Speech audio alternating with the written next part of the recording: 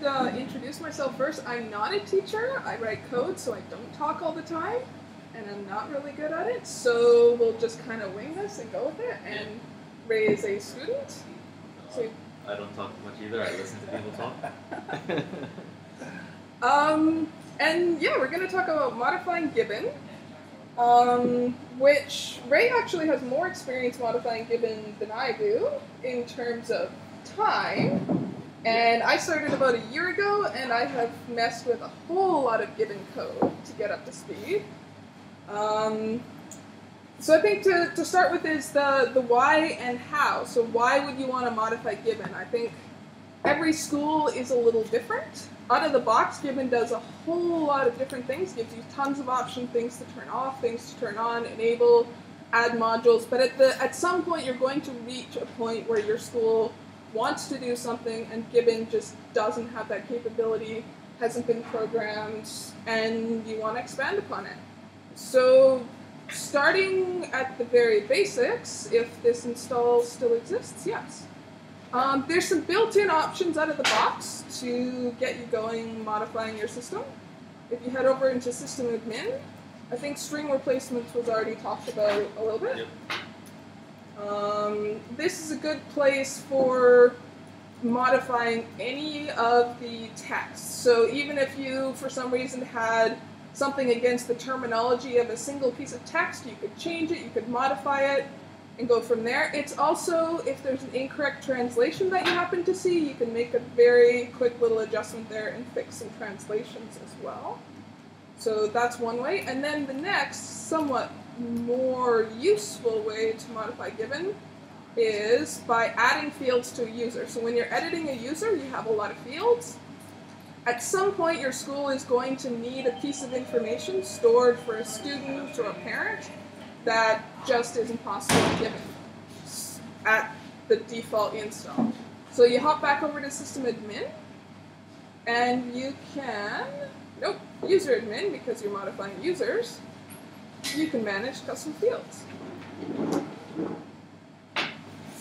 So creating a new custom field, you give it a name like everything else in Gibbon. What's a good idea for this custom field? Favorite color.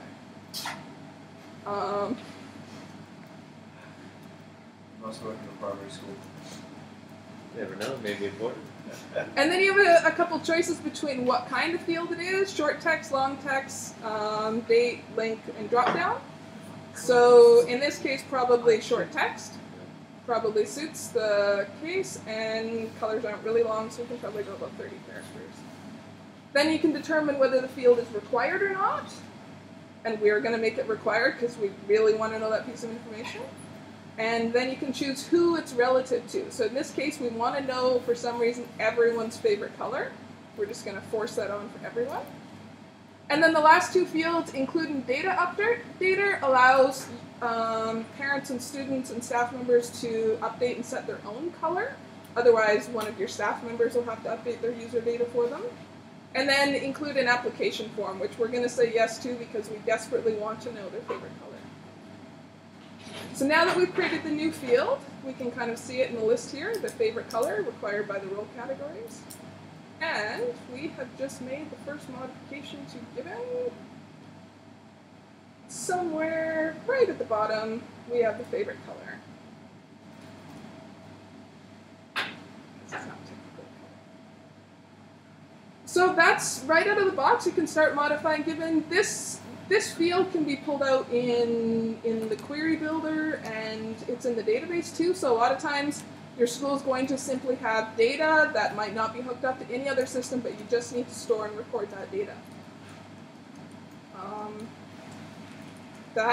That kind of covers the built-in options. I can't think of any other built-in options for modifying Gibbon out of the box.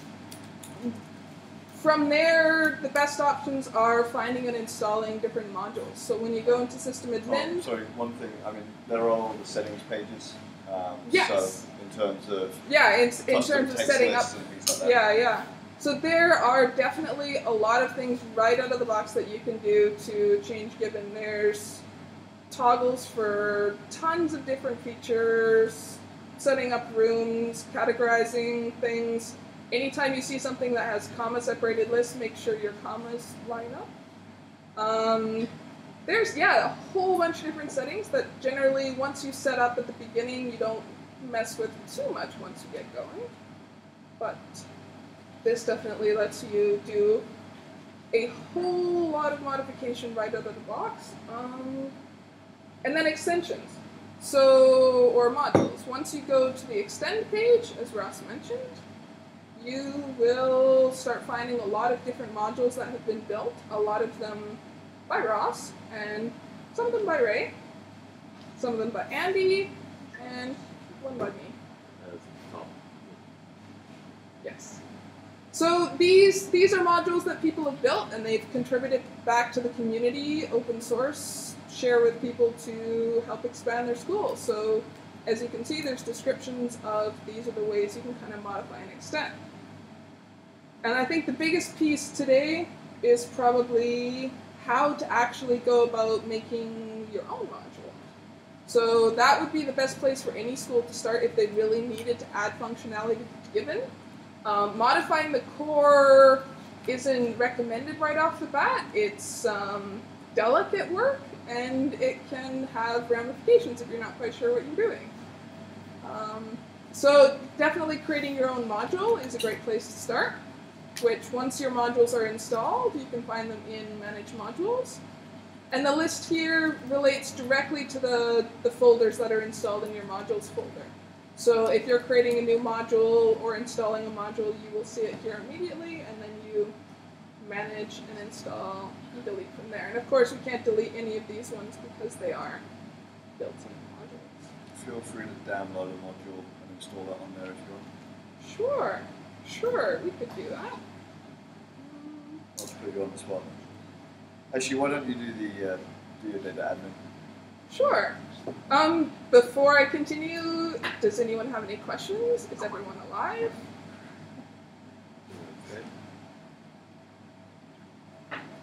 So, as Ross suggested, I'm going to download my DataAdmin module and install it, as we can see here. And hopefully I'm not going to click on the wrong screen and expose random secure information.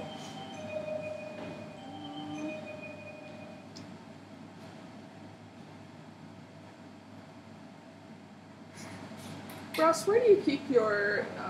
Just HT docs, applications. Oh. That's not that Andy, that's DataAdmin. See, I personally installed mine on the desktop, so it's really easy. Yeah, HT docs. Yeah, there we go. Yeah. Thank you. So, finding your Spotlight- modules folder, Spotlight whether it helps. exists on your computer or on your FTP, is a very important step, and we just did that. So then I just downloaded a module, I unzipped it, and I'm dragging the folder into the modules folder, and it is copied over. So now, when I hop back over to the thing, there we go, and refresh, we should see there's a DataAdmin module. It is not installed, and if I did my job correctly, yes, it will install when I hit that plus button. We can now see that it can also be updated and deleted. Obviously, you can't delete the random core modules or your Gibbon will stop working, but if you decide that you're no longer interested in a module that you downloaded, you can uninstall it. And it will take away the data that it installed anyway, which is nice because it cleans up after itself. We won't do that right now. Remember, you can deactivate units as well, which is another Yes. form of customizing. Yes, because every school is different. There's going to be a lot of things that are even built into the core that you're not using.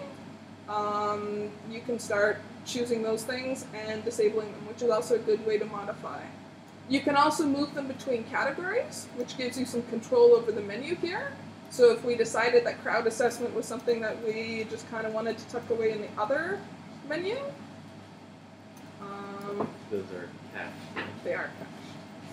So I'm just gonna, in about 10 different page refreshes, it'll show up. That 10 is not a random number either. Do you want to show where you change 10 if you want to? Oh, yeah, it showed up in the category admin, so that is where I can find it. It is called DataAdmin because as well as importing and exporting, it does some other wonderful things. So from the get-go, you can see this has added some functionality to Gibbon to import and export a lot of different data that isn't generally importable and exportable.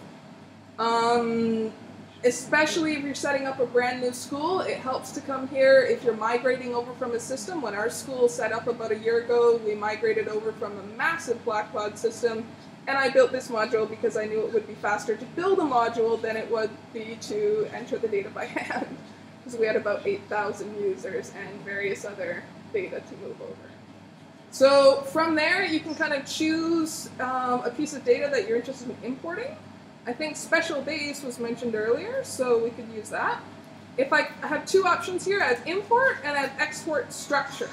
So to start with, if you have absolutely no data in your system, it helps to export that structure to get a sense of what it looks like. So once I've exported the structure, it kind of gives me a sense of what CSV or Excel values that it's looking for. And these little red hoverovers will actually give you a sense of required values, stuff like that. You can module building. So far I've made 2 modules and helped fix some other ones. The one that's currently live right now in, I think, ICHK's Gibbon is the help desk, which is just a virtual help desk, and the other one is a virtual trip planner. But those were 2 things that the school wanted to make their workflow a lot simpler. So they asked me to make it. That was a learning experience, but Gibbon actually makes making modules fairly easy. So if you do need to build your own module, I believe somewhere on the Gibbon, under support then I think developers, it gives you a, where is it? Yeah. Under module development, then it gives you a starter module, and that'll just contain all these files here, and that will get you a basic version. I guess I can download it and show you. So again, it'll come in another zip, and that's the basic structure of a module. You'll have these files, and then you can add more to add more functionality. But I guess if you do want to build a module, the first thing you'll probably need to know is PHP. highly recommend it. Although I think actually some of these modules,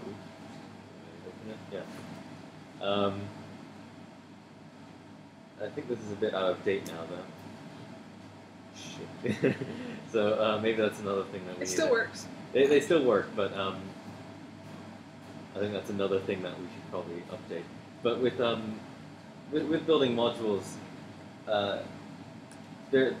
although it is very easy to get started, the problem with continuing is that there is some documentation for developing, but most of it requires you to, if you do need to understand or build modules, then you do need to understand a bit about the Gibbon core, which is also not documented very well. Which you can do by looking at other modules, for examples, reading. In the way of comments. The comments that are there are helpful. When you find This comments, doesn't work. I built it in a hurry. as Sandra was In saying, a hurry over 6 years. I have a lot of hurrying. a lot of the core modules are nice to look at if you need some examples. So if you need functionality that's similar to another module, then you can take a look at that and see how it will do certain things. So, sorry, just to add, certainly the OO work, the object-oriented work we're doing, and the documentation that will come with that at some point is going to make building custom modules a lot easier. There'll be a lot less fiddling with HTML tables and fields. Yeah, absolutely. So right now, building a form is a very long, complicated process. but it won't have to be after version 14. hopefully not. It's getting much better. So this is a quick look at the manifest file, and this is the very first place you start when creating a new module. This is required information. If you leave this all empty and try and install this module, horrible things will happen. I'm assuming nothing will happen, but we'll just go with horrible things. So very much like the rest of Gibbon, things get names and descriptions. This is the entry URL, so this is where it is clicked on. So the very first link from the menu, that's your entry URL. You choose, it's always additional, you can choose the category. This is your admin main menu category. There's actually good comments on this document. Yeah, this is one of the most commented on documents. From here, enter your version kind of information. That will show up on the modules page as well when people are going through and installing. And then you have some options to dump some SQL in. So if you're creating any tables, you can put your tables each on a line here. And I think actually that if you're making tables, oh no, sorry, actions are not Actions. Yes. Yeah. So you can put your tables each on a line here, add as many lines as you need, increment them as necessary, and you can also add settings. Again, if you're looking for the structure of how to get started doing some of this, looking at some of how the rest of Gibbon works can be helpful. I think you may need a custom mod. I don't think the built-in ones have The manifest. So, But in your I was your going data to. admin. The ChangeDB can give you a good example of the structure of things, and if you're looking to create a table, sometimes you can just come in here and find the code to create a table and modify it. Also, if you're using PHP MyAdmin, you can export your structure in SQL from there. In terms of field naming and key naming and things like that in the database. So if you look at the examples of other people's work, so Andy, Sandra, and Ray, you'll find that they're following the same kind of conventions, and that's a good place to start. yeah. Just defending myself now. And then after the SQL at the top, then the most important part probably of creating a new module is defining your actions. This not only defines what shows up in the menus, which I'm not very good at switching between. There we go. This defines what shows up in the menus here, but also helps start defining what the actual permissions are. So an action in this list here will relate directly to a permission in the user permissions. So we can see here that I installed the DataAdmin module earlier. It came with several actions that were already built in. No, I was just looking at the comment. Yeah, I think that's a problem with the help desk module. You need to rename the actual module folder to help space desk. So that's a really good point. If you're building a module, rather than just listing your files out, it's best to put them in a folder with the correct name of the module, as Sandra's showing you. So it's kind of nested here. Yeah. Which Ray's going to do one day for help desk, hopefully. It makes it a little annoying on GitHub, but that's okay. Yeah. So that is the very first place to start. You start defining your actions, and then if you were to go into the code, a very important step of building a module is is module accessible, which determines the whole module, or is action accessible, which has other function parameters that you can learn by looking at other code and doing a lot of copying and pasting and confirming what you're copying and pasting. This will make sure that users cannot get into the areas that they're not supposed to, and is pretty much required on every single page, which is why it starts at the top and outputs an error message and continues from there. Occasionally you might want a public page, in which case you can leave that out. Yes. So most of the page structure is very similar. You'll have your session start, your includes, just authentication checks, and then your code. But then inside that, they usually differ depending on what the page covers.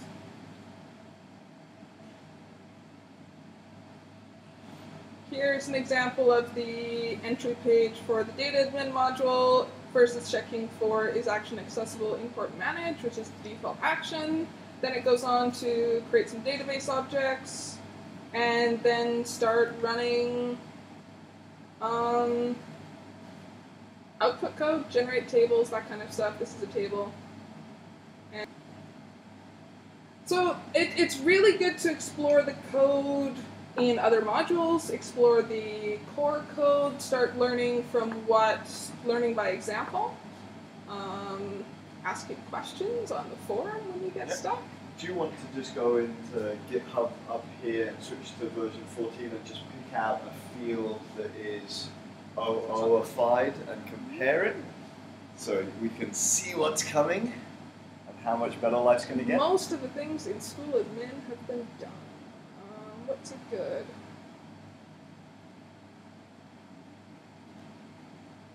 So coming in version 14, we are starting to use namespacing and classes and objects. This maybe isn't a good example because it's a little daunting. Well, I guess if you just highlight that that is those 4 lines are creating one row, and if you compare that to something in the master. This is something I do have plans to document at some point, so hopefully by the time it's released, there will actually be some documentation to go with it so people know how to use it.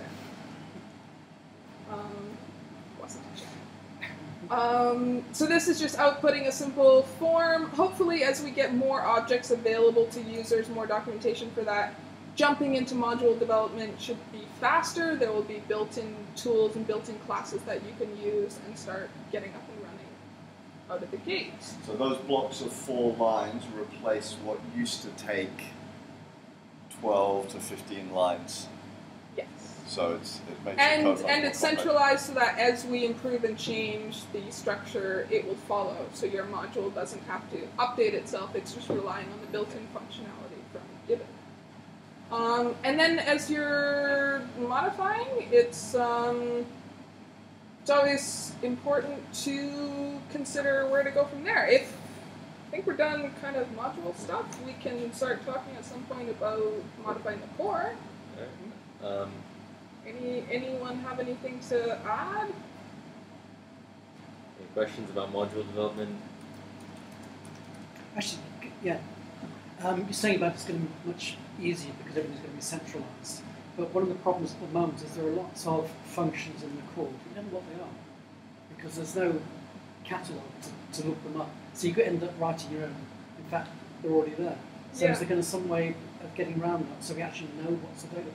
Yes, also depending on whatever code editor you have, you can have something that reads through the code and gives you code completion, so at least you have the functions available as you type them, but, which is frustrating and convenient. Well, that's right, because I've got the code completion, but you don't know what it's going to do. Yeah.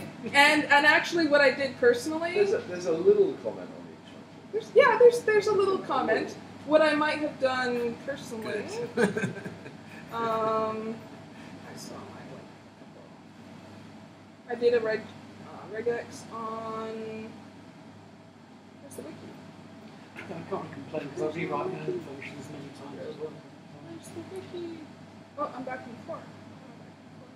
Hopefully in the future, the functions PHP file will be actually documented, tells you what it does. And some of the functions... There is a list of all the functions in my own wiki because I got frustrated at some point and was curious. But you can do a search for those and pull them out rather quickly. Yeah. And there's all the session variables too. Can I That's just also very quickly... So if you're looking for stuff, you can find my wiki. Okay. I'm just going to zoom That in. was just a personal dumping place for information. So if anyone's looking back at the video later on, I'm just going to throw that link up there quickly for that one, and then that link for the functions as well.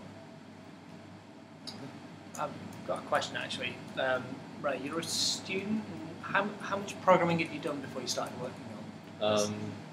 I probably had, before I started making the module for Gibbon, I probably had about 3 years of programming practice, and probably none in PHP. So it was a lot of looking at what Mr. Park had written and just trying to figure out how to do things in a lot of Stack Overflow. And how long did it take you to get up to speed and get the module The module, I think, took about a year and a half, maybe 2 years, to actually get into what I consider a complete state. Although now with my new one, it's probably been about a year or so, and it's much better. So it does take a while to get started making modules, but then after you do, then it really helps, because then you know what you're doing and things don't take as long. Great. Thank you. That was during year 10 and 11. I did the help desk module, so Ray was also studying full time. Yeah. And not actually studying ICT at that point. So, yeah, it's finding the time that's often. Yeah. Which brings up a good point of when you're developing a module, it's never going to be done on the first version, so it's good to track your version numbers in the semantic format, major version, minor version, random patch. We'll talk about ChangeDB and semicolon and keeping that up to date and how that works with the manifest. Because the manifest is for new installs, but this is for updates. So whenever, in the manifest, we said that you could have module, so you could add tables, and that's all good for new installs. But then after you release your first version, your second version, if you wanted to add a new table, you do need to still add it into manifest, but then you also need to add it in ChangeDB. So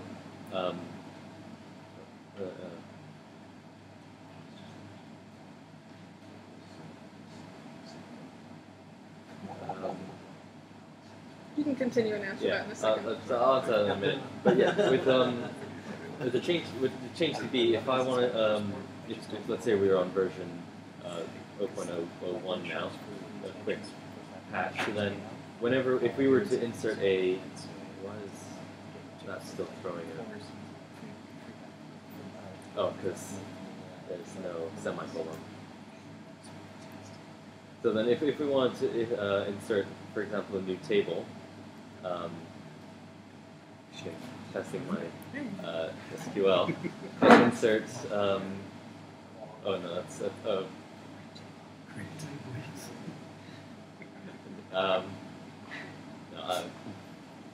Don't try and do it on the fly. yeah. No, I don't think anyone creates tables off the top of their head. But if you were to write some code, some SQL, sorry, then insert.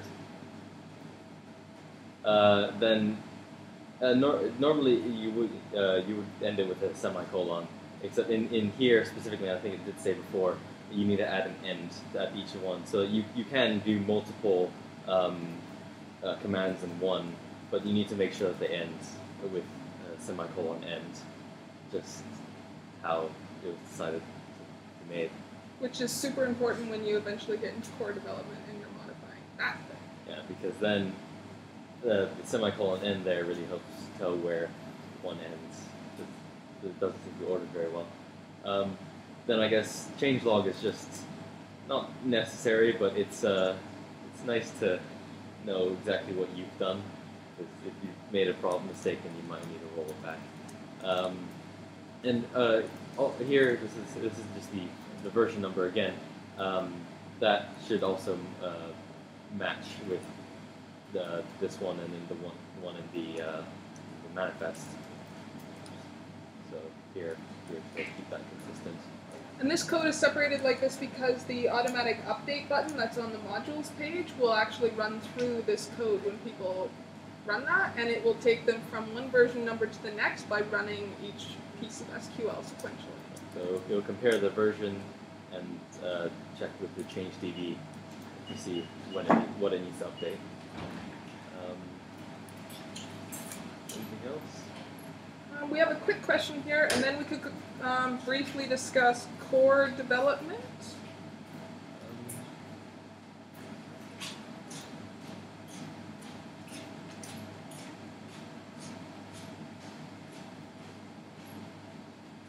Modules page.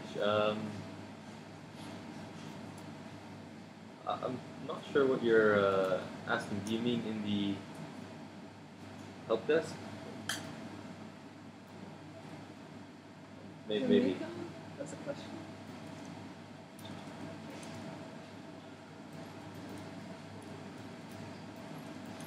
Do you? You should be able to copy them out from wherever they originally got installed. Yeah, just get a And new just copy. replace Just them, get yeah. Yeah. Then that should resolve any issues that you may get. Keep us updated on that, I guess. So then, do you want to go on to core development? If nobody has any other questions? Sure. Hopefully that helps you. Yeah, we'll quickly cover some core development stuff. We'll move some windows around, figure out where it was. Maybe in Firefox or Chrome. We were in Chrome.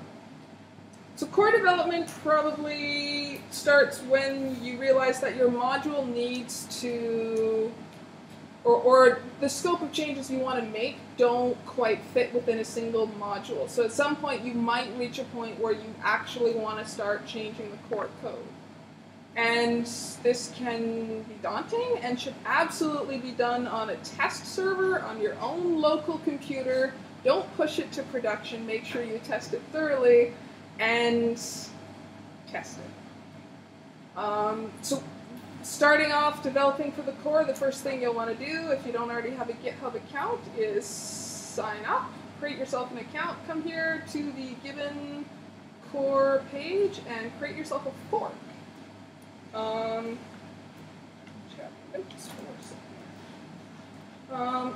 Once you create yourself a fork, this means you have a complete copy of the code. You can start making changes to it. You can roll back those changes, and you're not actually changing the Gibbon core for everyone else. You're just changing your own copy of the Gibbon core. This is a good place to start developing things on your local system, try things out, roll back when you discover you break them. Anyone who's created a fork and is actively adding stuff will show up in the networks list. You can see some forks and various features going on, and you can see the active development going on in the Gibbon core too, which is always interesting to figure out who's doing what and what strange things are being developed. From your personal fork, which I'm not signed in, so I can't create one, so I'll just hop over. As soon as you fork the Gibbon core, it will show up in your own repository. So I now have S. Kuiper's core, and this is my fork with a bunch of other stuff going on and how it relates to the Gibbon core, which is behind the way. That, once you have, this is considered your remote repository. From there, you can copy your URL and whatever method you use, whether it's command line, the GitHub GUI, source tree, which I highly recommend, by Atlassian, you can copy it over to your local system and start modifying the Gibbon core. Which, some of the reasons you might want to do that are to kind of share the code back with the community once you change something in the core. So on one sense, you might change something specifically for your school. On another sense, you might change something that you think could benefit other schools. And then you can use GitHub, and you can, in theory, with a pull request, change that back. There's a fairly steep learning curve if you've never done GitHub before, if you've never done any of that. There's tutorials out there. You can pretty much Google any question that you have and work your way through that, or Stack Overflow, or anything like that to kind of get yourself up to speed. But on the forum, we love any new developers, so if you have any questions, getting yourself up to speed on that. Once you have a copy of the core, you can hop in, start making changes, and see what happens. Doing it on a local host is a nice, safe way to see what happens when you make changes. And actually, a good way to start editing the core is if you don't know exactly what to do, or you just want to get some practice, if you find a bug in the core, you can actually try to figure out what's wrong and fix it, then I'm sure you'll be very happy. That's how I started learning. It still takes a long time, but it's a good practice. The part about the pull request, so with your fork, at some point you may want to ask me to pull your content into the master or development branch. So you give a pull request to me, and to do that you have to be part of the one of the teams. So you request access to the relevant team. I put you in the team. You send me a pull request. I can see your changes, and then I can merge your changes into the system, which which is how we keep control of the code base. All the changes come through myself and are checked before they get merged. And it's a good idea if you do want to contribute a change or a bug fix to keep it succinct, keep your pull request on one topic. Don't change a million things and then submit that, because Ross's mind is just going to explode and he'll ignore the pull request. So keeping it organized, add some comments, let people know what you're changing, why you're changing it. It has a much better chance of being incorporated back into the system. If you make changes to core modules and then you want to update to the next version, Don't. you're in a mess. Yeah. So the problem with changing your own core code and not contributing it back is that you then are essentially forked and cut off from the system. And unless you catalog all your changes very precisely and then rebuild and test every version, yeah. But the fact that I'm doing stuff specific for particular schools, you're not going to put that in. You're not going to put it into the core, are you? If there's an option, if we can build it as an option. I mean, the idea, like the selection of the name Gibbon, is because they're very flexible creatures, and the flexibility is one of the first things we wanted about the system. Two arms, haven't you? But they're very long arms. You see, that's the key, right? So we're happy to keep adding options, although it makes the system more complex. What it does is we can set sensible defaults, so you never need to consider that option until you come to that situation where your school is doing something. But it's probably not even unique. It feels unique to you, but out of all the schools in the world, there will be someone else doing that same crazy thing. Maybe. Which is why before you make any change, really seriously consider if it can be a module and if it really has to be a What I core have change. been doing with the set of roles is I've taken existing modules and just copied them and made it into a new module. Yeah, you can always do that. You could But of course, fork again, a I'm core not gonna module get into an additional module, but again, you're Right. isolated. Yeah. Yeah. Luckily, GitHub is good at tracking and letting you know when you've forked off and gone in a different direction, so you can see when your branch is ahead or separate from the core. You can always merge the core back into your own branches too, so even if the code that you write doesn't get contributed to the core, you can always pull anything from the core back into your own branches. So as Ross mentioned, I think at the very beginning, the release cycle is about 2 times a year. So if you really had to, you could maintain, run your own branch, put all your code changes in there, and then about twice a year you would merge the core back into your own branch. If you are comfortable with doing merge diffs and editing the code that way, you can certainly keep and maintain your own branch. Because I'm also finding, like, done 2 registration sessions a day. I've basically rewritten the tables as well. Yeah. So. It was, leaves you in a tough position. So Sandra wanted to make some fairly drastic changes to attendance, but we spent quite a lot of time talking through them, and then eventually they were done in such a way that we could merge them into the core. Okay. So the ideal way to do that would be to make it so that there's an option on the number of sessions. Well, one is the default, but you can change it. Yes. But that's quite a big job, and that has quite a lot of other impacts across the system. Absolutely, because it affects loads of modules. Yeah. Does anyone have any questions at this point? Because we've been talking, I think, almost up until the end. Do you have anything you want to add? Not really, just make sure your code works. Test it locally. I know I've definitely given the support for things that don't work. Well, but I mean, no code is ever going to be perfect, and there's always going to be emergent properties from any complex system, right? But yeah. There will be unit tests. They're coming. They're coming. Okay. If you know unit testing, write the tests at the beginning. Do you want to talk just a little bit about what's in the pipeline on tests in version 14? Because some of it's there already. PHP Unit is a default and very widely used library for writing unit tests.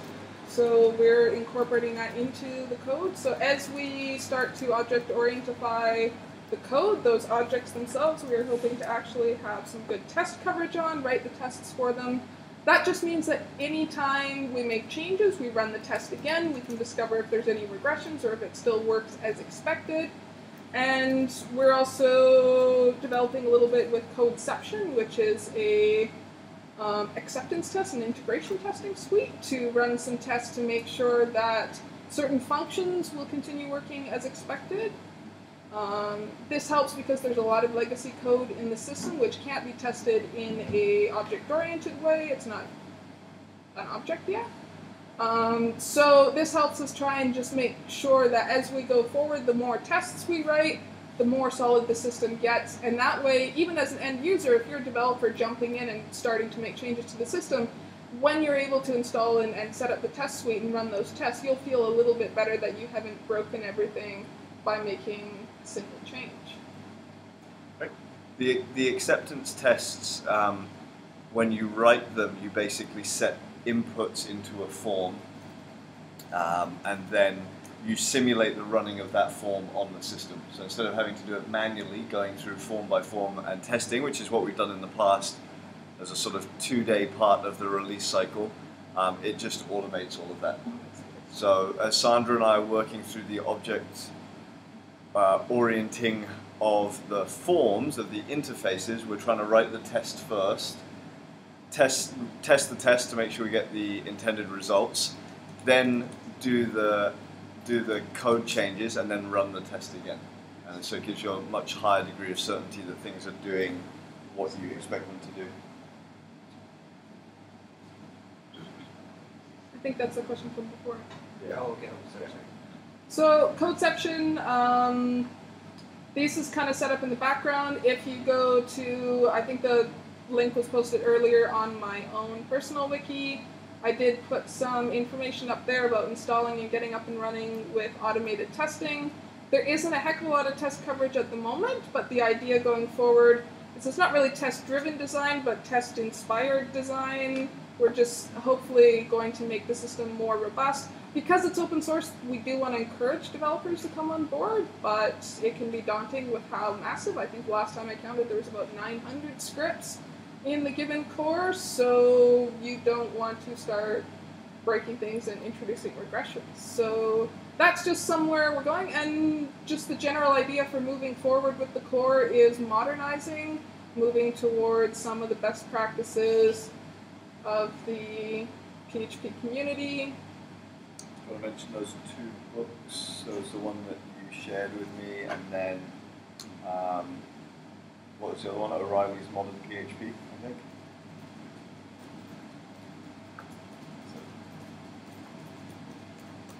I'm not sure. This might be, if you're really, really interested in core development, you can certainly start helping out to modernize the core. So this book has really great ideas of how to take something that, as the cover implies, is a tangled mess, and start unraveling it in a fairly sensible, straightforward way.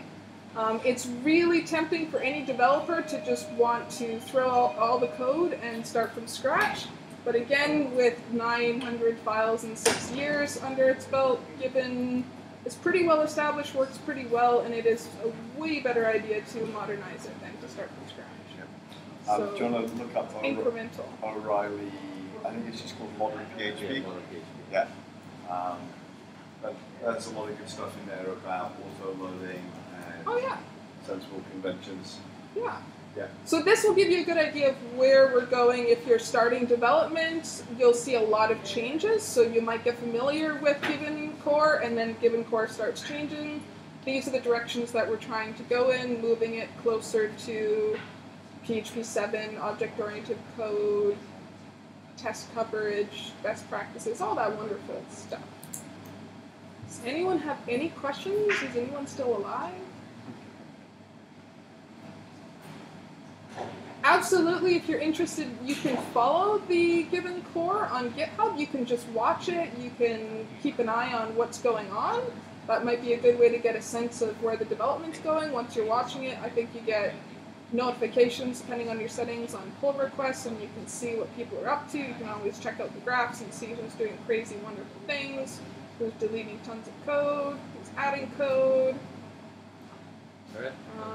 And obviously after today you're going to have tons of questions, so you can definitely ask those questions on the forum. If there is a developer section. Yes. All right, Ben, I think that's All right. pretty much it. So we'll end this call here in just a moment, and then lunch ends at 1. Do you integrating with other systems? Did you want to cover any of that? We talked about Moodle. That's Yeah. probably enough for now. Okay. We can always come back to that in the Q&A.